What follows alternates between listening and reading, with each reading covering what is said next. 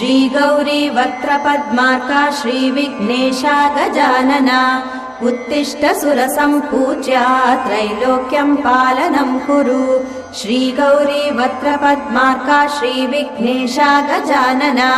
उत्तिष्ठ सुरसम्पूज्या त्रैलोक्यं पालनं कुरु उत्तिष्ठोत्तिष्ठ हेरम्बा उत्तिष्ठ गणनायका उत्तिष्ठ करुणापूर्णा भक्तानां भाग्यदायका उत्तिष्ठोत्तिष्ठ हेरम्बा उत्तिष्ठ गणनायका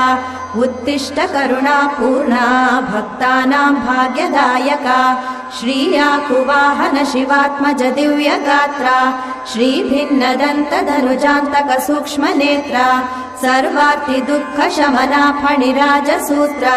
देवा गणेश्वर विभो तव सुप्रभातम्।